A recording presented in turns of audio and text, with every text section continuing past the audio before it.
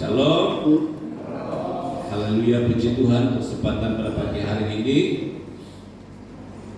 di hari yang ke-7 kita sudah melangkah di tahun yang baru, ya. Dan kita bersyukur kepada Tuhan karena Tuhan itu sangat baik.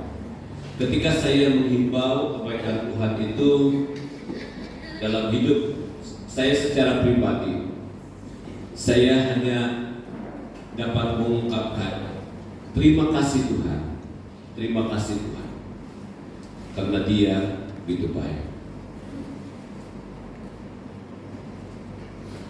Baik, pada pagi hari ini kita akan belajar dari satu teks firman Tuhan yang saya ambil dari Lukas 12. Boleh undurkan slide-nya ya. Dari Lukas 12 ayat 36 sampai 38. Lukas 12 36 sampai 38 dalam terjemahan yang baru dia katakan begini.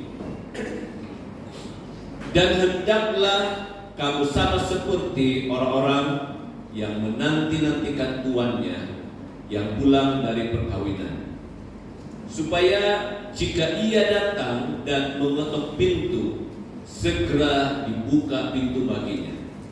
Ayat 37, berbahagialah hamba-hamba yang didapati tuannya berjaga-jaga ketika ia datang. Aku berkata kepadamu, sesungguhnya ia akan mengikat pinggangnya dan mempersilakan mereka duduk, makan, dan ia akan datang melayani mereka. Ayat 38, dan apabila ia datang pada tengah malam atau pada dini hari dan mendapati mereka berlaku demikian, maka berbahagialah mereka. Dalam pembacaan ini kita melihat ada beberapa pribadi, ada beberapa orang yang terlibat. Yang pertama dikatakan di sini, hendaklah kamu. Kamu ini adalah pembaca kitab Lukas. Orang-orang yang menerima kitab ini, dan itu tidak lain, tidak bukan, itu adalah kita. Orang-orang percaya di perjanjian baru atau jemaat perjanjian baru, ataupun kita orang-orang percaya di akhir zaman. Hendaklah kamu sama seperti ini adalah satu bandingan, memberi persamaan, memberi bandingan seperti. Apa yang perlu dibandingkan itu adalah orang-orang yang menantikan tuannya. Jadi pribadi yang kedua, selain daripada kamu ataupun kita pembaca Lukas ini, yang kedua ialah Tuan. Yang kedua adalah Tuan. Ya, yang menantikan Tuan. Siapa yang menantikan Tuan itu? Yang pulang dari perkawinan supaya jika ia datang, itu Tuan datang dan mengetuk pintu, segera dibuka pintu baginya. Orang yang ketiga dalam pembacaan ini, dalam teks ini adalah hamba-hamba. Berbahagialah hamba-hamba yang didapati tuannya berjaga-jaga ketika ia datang, ketika Tuan itu datang. Aku berkata kepadamu, sesungguhnya ia akan mengikat pinggangnya dan mempersilakan mereka duduk. Kalau di sini dalam teks ini, ia di sini bermaksud Tuan. Sekarang kalau tadi hamba-hamba itu menanti tuannya, dan dalam ayat yang berikut ini adalah tuannya sedang apa yang dilakukan? Tuannya sedang mengikat pinggangnya dan mempersilakan mereka itu adalah hamba-hamba yang bekerja pada tuannya duduk dan makan, dan ia akan datang melayani mereka. Jadi ada 3 pribadi. Kamu, hamba-hamba, dan juga Tuan. Oke, jadi ini gambar ini hanya sebagai gambaran saja. Ini adalah Tuan dan ini adalah hamba. Mari kita belajar sejenak tentang hamba. Ya, sebelum saya berikan temanya, mari kita lihat sejenak hamba. Ini kata hamba dalam bahasa Yunani, bahasa di Perjanjian Baru adalah doulos. Doulos bermaksud budak, ya, orang yang disuruh. Artinya hamba yang terikat. Hamba yang terikat. Terikat dengan siapa? Terikat dengan tuannya. Itu makna yang pertama sebagai budak. Dan yang kedua dalam bahasa Ibrani, hamba itu disebut sebagai ibed. Ibed. Tidak ada i dalam bahasa Ibrani yang bunyinya I itu kebanyakannya bunyinya Ini ibed bermaksud pelayan ataupun petugas. Di awalnya hamba itu dijual beli, ya. Seorang hamba itu dijual beli. Jadi ketika dia dibeli oleh seorang yang dianggap tuannya, maka hidup seorang hamba itu akan ditentukan oleh tuannya sendiri yang membeli hamba tersebut.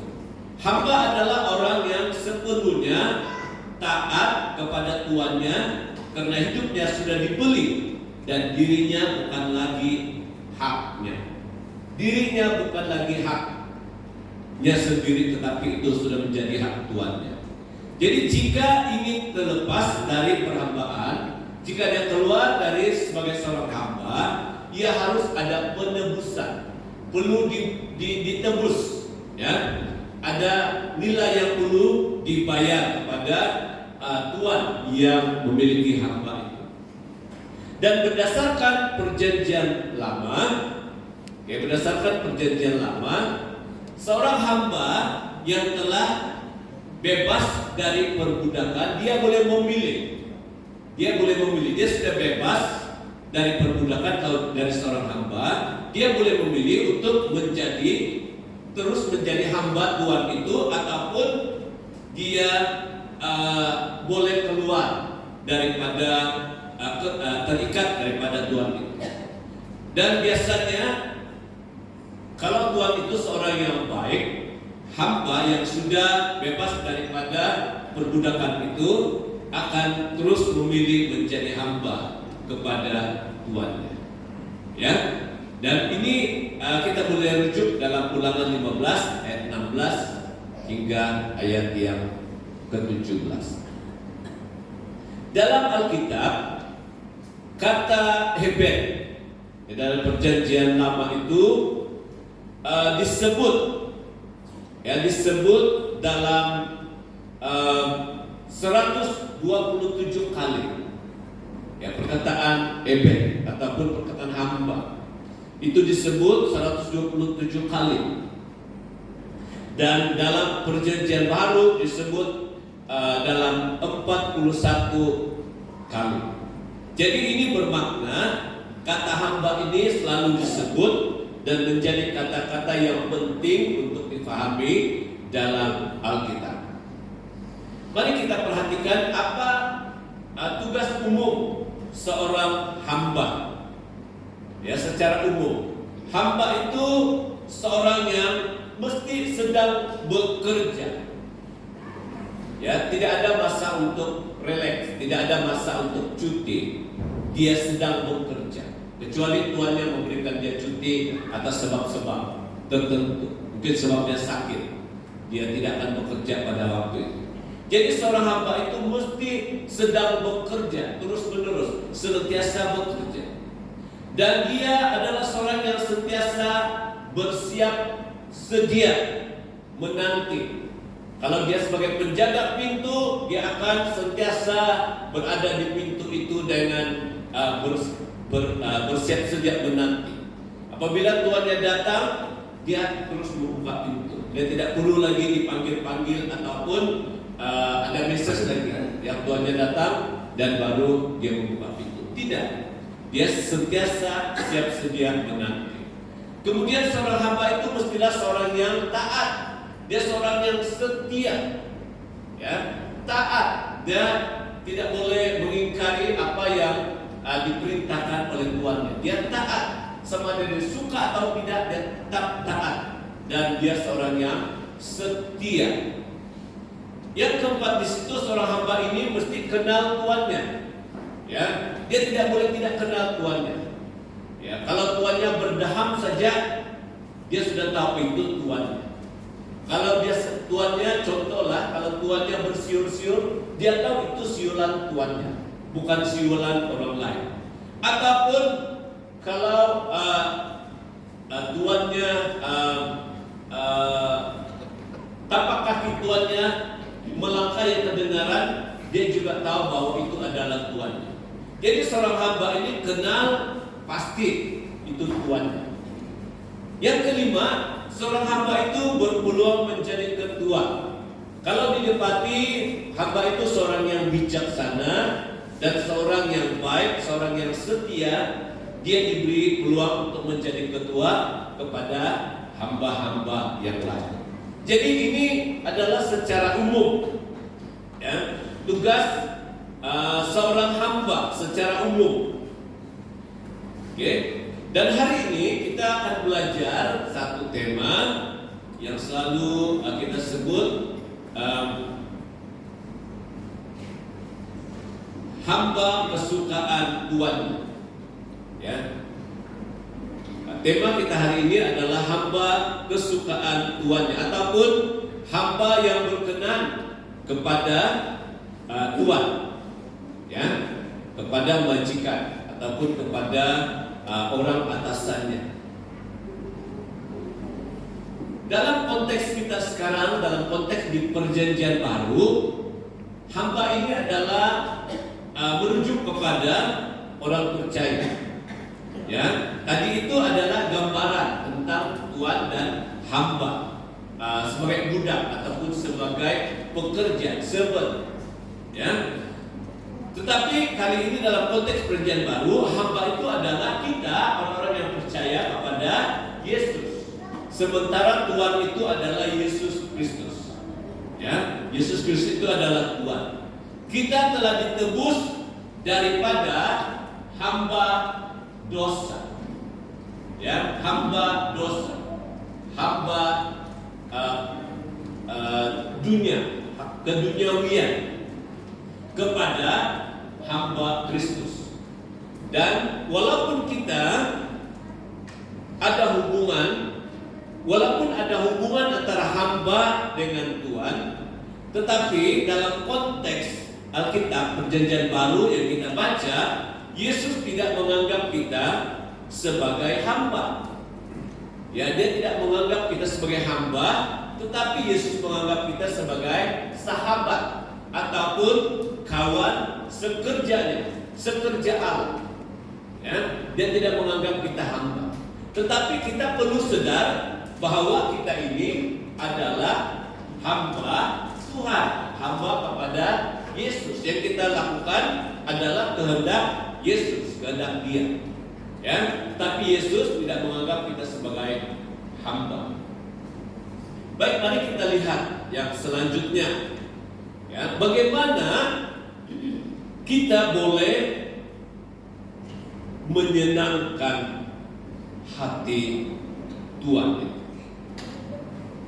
Salah satu panggilan Tuhan yang sukar dilakukan oleh orang percaya adalah menjadi hamba. Dan kita kurang menyadari bahwa sebagai seorang yang percaya kepada Yesus, kita sebenarnya memang menyandang, ya, menyandang status sebagai hamba Tuhan. Ya, kalau para pastor ataupun orang yang melayani Tuhan, dia akan menganggap saya ini hamba Tuhan. Ya, orang yang melayani menganggap dirinya sebagai hamba Tuhan. Kalau kita lihat dalam Kolose 3, dia berkata begini, Kristus adalah Tuhan, kamu hamba. Yaitu Paulus berkata kepada Kolose, Kristus adalah Tuhan dan kamu hambanya. Dan memang tidak mudah untuk menjadi orang percaya yang benar-benar memiliki hati seorang hamba. Kita selalu menyebut, milikilah hati seorang hamba. Kan? Kita selalu menyebut begitu. Dan tidak begitu mudah untuk memiliki hati seorang hamba. Karena kita ini sangat cenderung, sangat terarah ataupun sangat suka menjadi apa?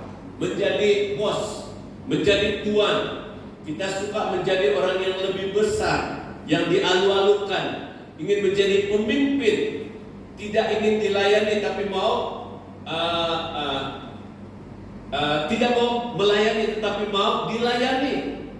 Ya, ingin selalu memerintah tapi tidak begitu suka diperintah ataupun menerima perintah. Dalam Roma pasal 6 ya, ayat 18 hingga 19 itu berkata, kita ini diselamatkan oleh pengorbanan Yesus di atas kayu salib. Kamu telah diperdekakan dari dosa menjadi hamba kebenaran. Demikian hal kamu sekarang harus menyerahkan anggota-anggota tubuhmu menjadi hamba kebenaran yang membawa kamu kepada pengudusan. Jadi karena Kristus itu telah memerdekakan kita dari dosa dan menjadikan kita hamba kebenaran, tugas kita adalah menghambakan diri, menyerahkan seluruh kehidupan ini kepada Dia, Yesus, melayani Dia dan menyenangkan hati Dia. Jadi kembali kepada ungkapan yang saya sebut sebentar tadi, bagaimana kita boleh menyenangkan hati Tuhan, hati Yesus sebagai Tuhan kita. Saya telah menggariskan di sini ada tiga perbuatan kita untuk menyenangkan hati Tuhan kita. Yang pertama ialah menjadi hamba yang rajin dan sedang bekerja. Itu yang pertama. Menjadi hamba yang rajin dan sedang bekerja. Saya ingat inilah rema yang telah diberikan pada 26 hari bulan yang lalu ketika saya sedang driving, dan inilah yang diingatkan kepada diri saya sendiri supaya menjadi hamba yang rajin dan tetap bekerja, ya, tetap bekerja atau sedang bekerja. Ketika kita didapati Tuhan itu sedang bekerja, itu akan menjadi sesuatu yang begitu menyenangkan hatinya. Berbahagialah hamba yang didapati Tuannya melakukan tugasnya itu ketika Tuhan itu datang. Ini sesuatu yang menjadi suatu kerinduan Tuhan itu. Dia melihat hambanya sedang melakukan tugasnya. Hamba yang disukai tuannya, yaitu adalah yang rajin bekerja. Bukan ketika ada tuannya ataupun sedang dilihat oleh tuannya. Semada tuan itu ada di situ ataupun tidak, tetapi tetap rajin sekalipun tidak dilihat oleh tuannya. Sekalipun tuan itu telah pergi. Nah, ini gambaran hamba yang tadi ya. Sekalipun tuan itu telah pergi, sekalipun situasi ataupun kondisinya kelihatan nampak kurang menyenangkan, dia sadar bahwa dia seorang hamba dan tetap melakukan tugas sebagai hamba.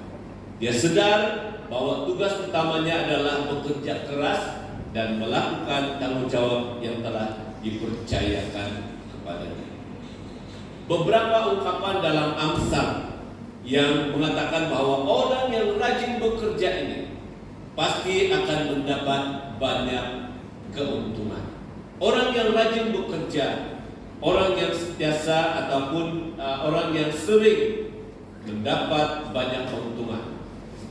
Amsal 10 ayat 4 berkata, tangan orang rajin menjadikan kaya, Tangan orang rajin memegang kekuasaan. Amsal 12. Hati orang rajin diberi kelimpahan. Amsal 13. Jadi ini menggambarkan orang yang rajin itu pasti mendapat banyak keuntungan.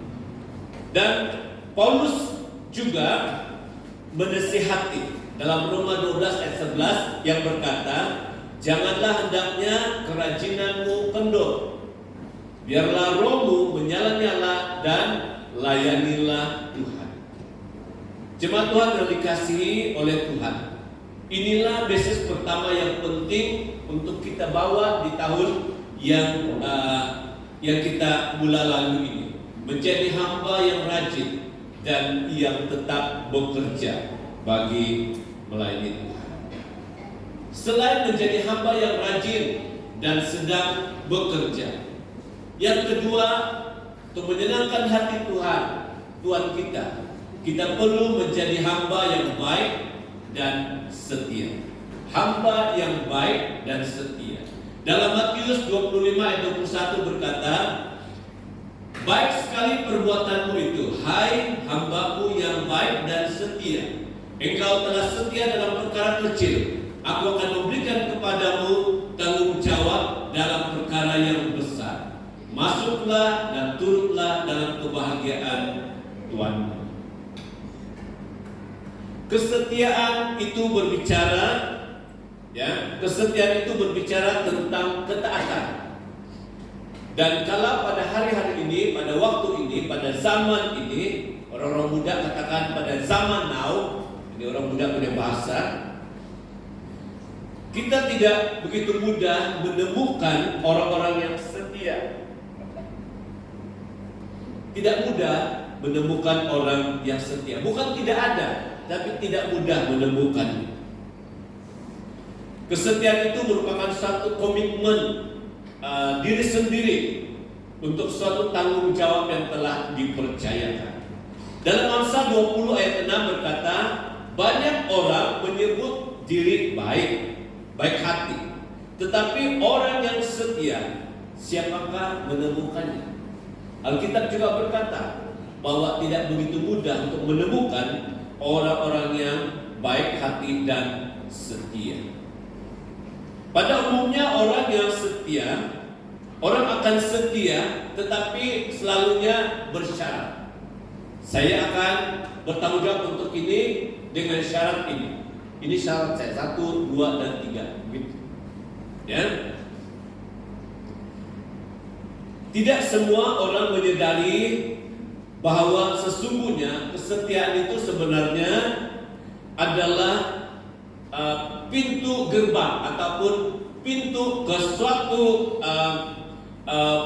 berkat yang akan dialami.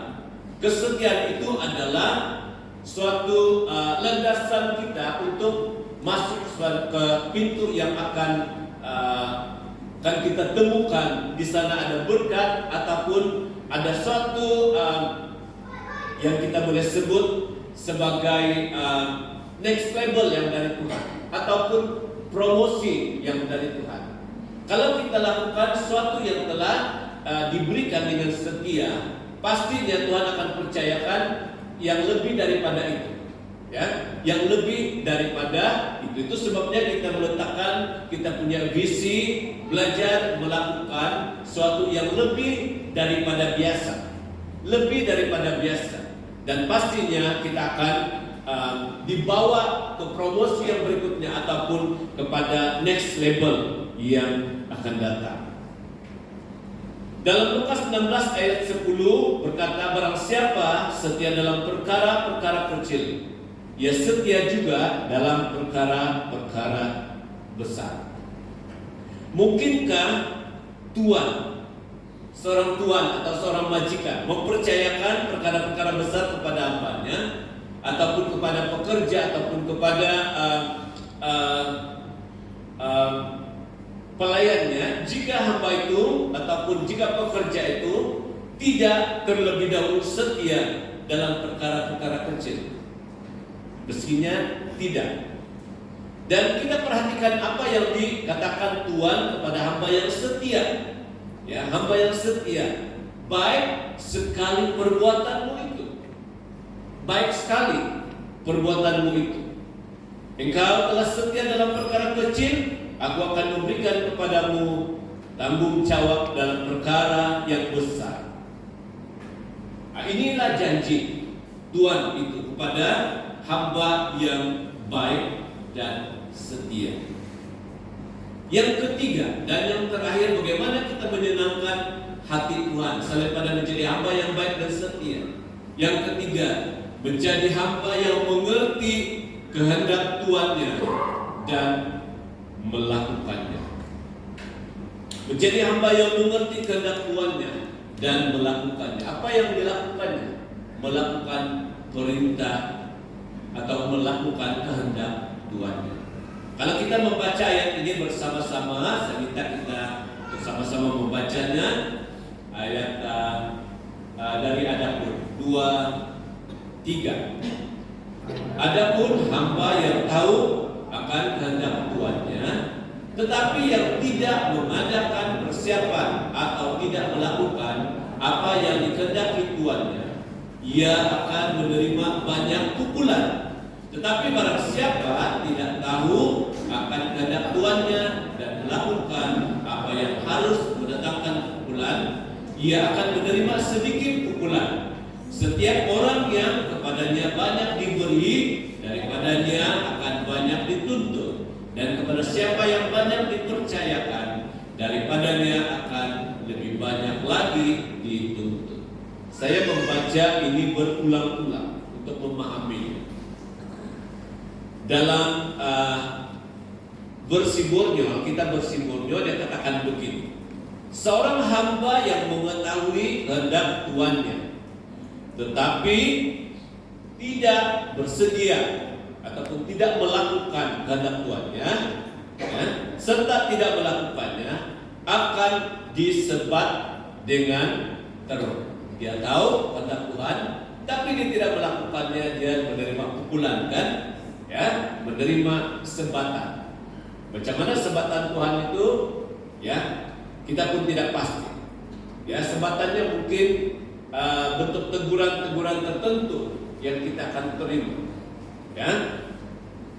Tetapi hamba yang tidak mengetahui kehendak Tuannya, ini yang kedua, situasi kedua. Dia tidak tahu apa yang Tuannya mau.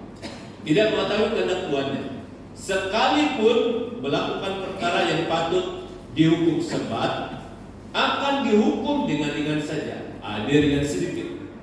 Dia tidak tahu apa yang Tuannya kehendaki. Tetapi dia mesti sadar bahwa dia adalah seorang hamba yang sepatutnya melakukan sesuatu untuk kepentingan dan kebaikan Tuannya.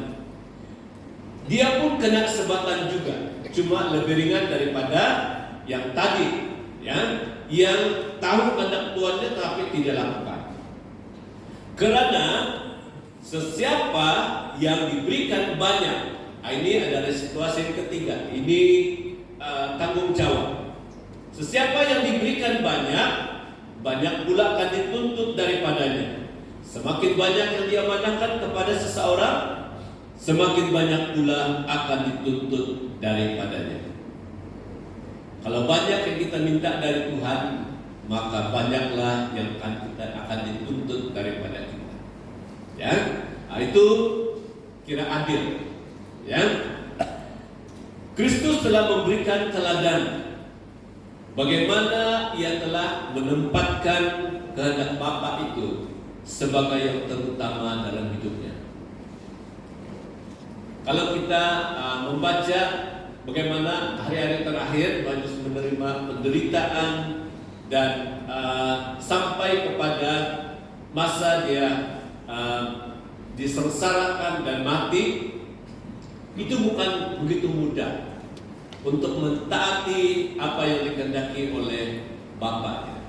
Tetapi Yesus tetap lakukannya, walaupun itu sesuatu yang begitu menyusahkan ataupun begitu sukar untuk dilakukan. Ya, Kristus adalah teladan kita, yang mana dia telah melakukan kehendak Bapaknya dalam hidupnya. Dan kita sebagai hamba, hendaklah kita menjadikan kehendak Tuhan, kehendak Yesus itu yang terpenting dan yang terutama dari apapun. Persoalannya sekarang yang kita boleh jawab dalam hati masing-masing, bagaimana saya tahu kehendak Tuhan? Adakah yang ini kehendak Tuhan, yang itu kehendak Tuhan dan sebagainya? Bagaimana kita boleh tahu kehendak Tuhan itu? Ketika kita bergaul dekat dengan Tuhan, ketika kita hidup akrab dengan Tuhan dan tinggal di dalam firman-Nya setiap hari, maka Tuhan akan menyatakan kehendak-Nya kepada kita. Tuhan akan memberikan apa yang menjadi keinginan dan kehendak-Nya kepada kita. Jadilah hamba yang setia dan sentiasa mengerti apa yang menjadi kehendak Tuhan. Pasti kita akan menjadi hamba kesayangannya, hamba kesukaannya, hamba yang berkenan kepadanya dan akan diberkati. Apa masa depan seorang hamba yang disukai oleh Tuhan? Ada masa depan. Kalau kita lihat dalam Lukas, ya, kalau kita lihat di dalam Lukas, pembacaan yang terakhir, Lukas 12 ayat 44, yang berkata, aku berkata kepadamu sesungguhnya tuannya itu akan mengangkat dia. Mari kita sebut bersama, mengangkat dia. Mengangkat dia. Siapa dia ini? Hamba yang tadi, yang setia, hamba yang disukai oleh tuannya.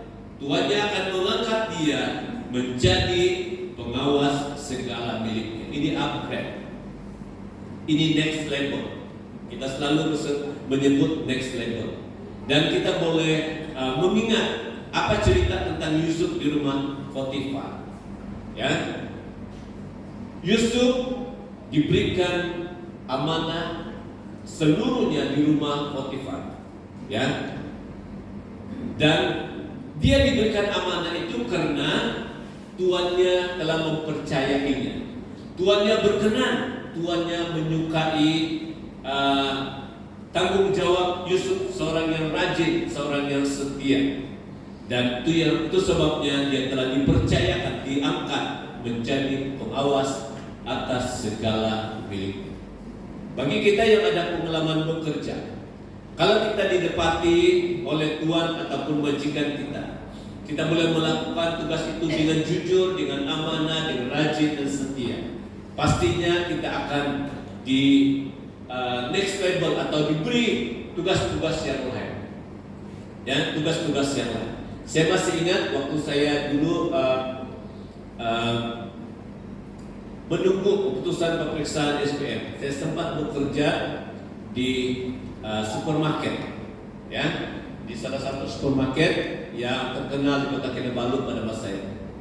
Dan hari pertama ataupun dalam minggu yang pertama itu saya bekerja di bagian promosi pakaian, ya, seperti kebanyakan mereka yang bekerja di situ. Kemudian beberapa minggu kemudiannya saya telah dimasukkan dalam satu bagian, semua ada bagian makanan tim, ya. Dan tidak lama sesudah itu saya diminta untuk menjadi penerima uang, ya, cashier. Saya diminta untuk jadi juru uang. Ya, jadi kalau ada cuma masa itu adalah proses belajar.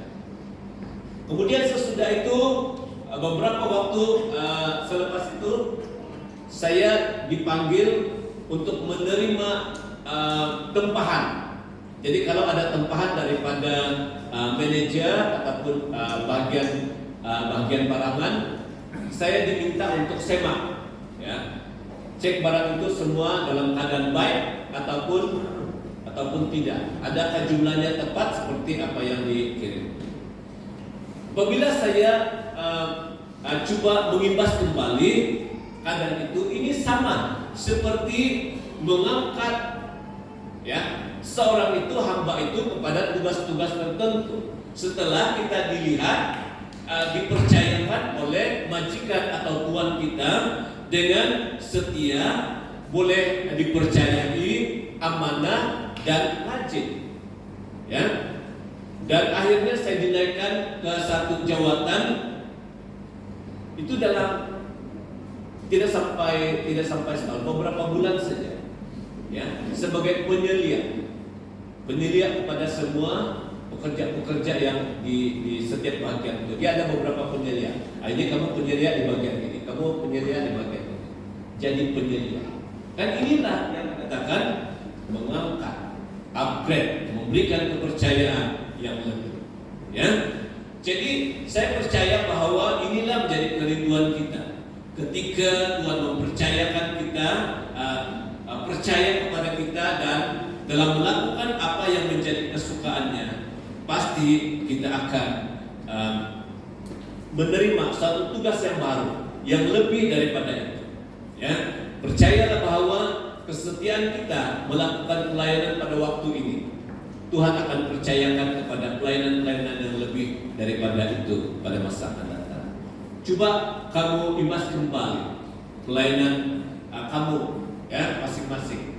Dahulu bagaimana? Dari awal kamu melayani di bidang apa? Dan selepas itu apa yang terjadi dengan pelayanan kamu? Di mana area pelayanan kamu? Dan akhirnya kamu akan tahu bahwa sebenarnya Tuhan sudah memberikan promosi, mengangkat kita dalam pelayanan yang lebih daripada itu. Ya, saya percaya bahwa janji Tuhan itu ya dan amin. Tidak pernah Tuhan mengingkari apa yang telah Dia katakan, apa yang telah dijanjikan dalam firman-Nya. Saya mengajak kita untuk berdiri, dan ini menyatakan suatu kerinduan dan komitmen kita di hadapan Tuhan. Kita bukan saja menjadi hamba yang melakukan tugas pelayanan yang telah dipercayakan, tetapi kita memiliki hati hamba, hati yang baik, hati yang taat, hati yang setia.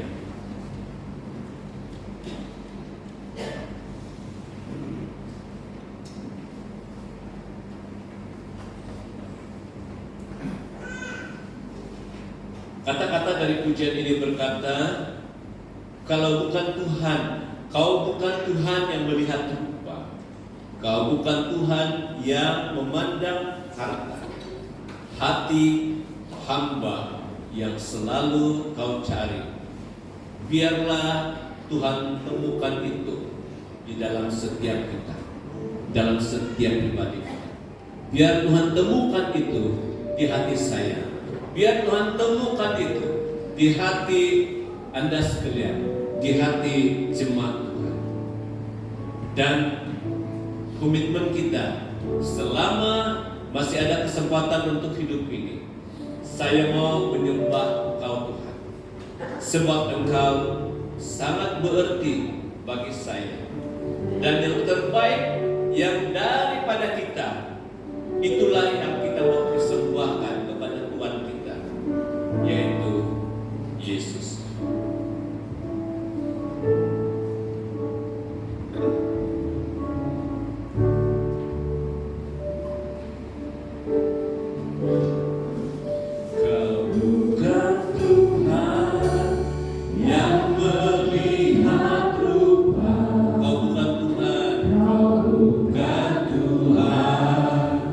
Yang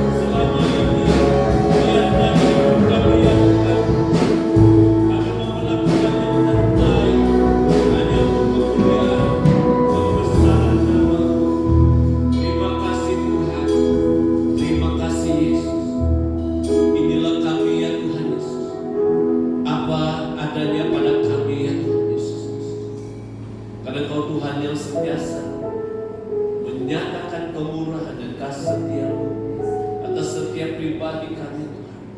Karena Kau tidak melihat siapa kami, Kau tidak pernah memandang rupa, Engkau tidak pernah memandang kedudukan seseorang, tetapi Engkau melihat setiap hati kami. Biar ada di hati kami yang Tuhan temukan, hati yang setia, hati yang rajin bekerja, hati yang baik, hati yang taat, hati yang mengerti dan melakukan kehendak. Terima kasih Tuhan, terima kasih Yesus. Hamba-Mu sudah berhenti menyampaikan firman. Kebenaran ini tidak akan berhenti, akan terus bekerja dalam hidup kami, dalam hati kami semua ya Yesus. Hamba percaya setiap kami yang sudah mendengar firman, ketika kami meresponnya kebenaran, itu akan membuat suatu perubahan besar dalam hidup kami. Itu akan menjadikan kami seperti hamba-hamba yang Engkau kehendaki, yang Kau cari di akhir zaman ini. Hati yang taat, hati yang setia sampai Engkau datang. Terima kasih Tuhan, terpujilah nama-Mu ya Tuhan. Akhir daripada ibadah kami pada pagi hari ini, kami sungguh bersyukur, kami berterima kasih ya Tuhan atas hadirat-Mu, penyertaan-Mu dan campur tangan-Mu dalam seluruh acara kami pada pagi hari ini ya Tuhan. Melalui segala pujian penyembahan, melalui segala persembahan yang kami ulurkan, bahkan kebenaran firman-Mu yang sudah kami nikmati bersama. Kami pulang dari tempat ini, dari ibadah bersama ini dengan penuh sukacita, penuh damai sejahtera, dan memimpin menyertai kami menghadapi hari-hari depan kami yang penuh dengan cebaran. Tetapi satu hal yang Kau janjikan, Engkau tidak akan biarkan kami berjalan sendiri. Kau pegang tangan kami, Kau menuntun kami, karena Kau Allah Immanuel, Allah yang beserta kami sampai Kau datang, sampai Maranatha, Tuhan datang dan menjemput kami semua. Tuhan, kami percaya apapun halangan di hadapan kami, Tuhan Engkau hadir, Engkau ada. Kau memberkati setiap anak-anak Tuhan, anak-anak yang belajar, pekerjaan kami Kau berkati, baik bekerja di rumah, bekerja di ladang, bekerja sendiri, bekerja di bawah majikan kami, di sektor kerajaan, di sektor swasta. Dan kami percaya Engkau ada untuk kami semua yang memberkati kami. Terima kasih, terpuji nama-Mu ya Tuhan. Haleluya. Mari jemaat Tuhan, kita sama-sama ucapkan doa Bapa kami. Bapa kami yang di surga, dikuduskanlah nama-Mu. Datanglah kerajaan-Mu, jadilah kehendak-Mu di bumi seperti di surga. Berikanlah kami pada hari ini makanan kami yang secukupnya, dan ampunilah kami akan kesalahan kami, seperti kami juga mengampuni orang yang bersalah kepada kami. Janganlah membawa kami dalam pencobaan, tapi lepaskanlah kami daripada yang jahat. Karena Engkau-Lah yang mempunyai kerajaan dan kuasa dan kemuliaan sampai selama-lamanya. Jemaat Tuhan yang dikasihi, pulanglah dengan damai sejahtera, sukacita, persekutuan daripada Allah Bapa, Anak dan Roh Kudus menyertai kita semua sampai Dia datang.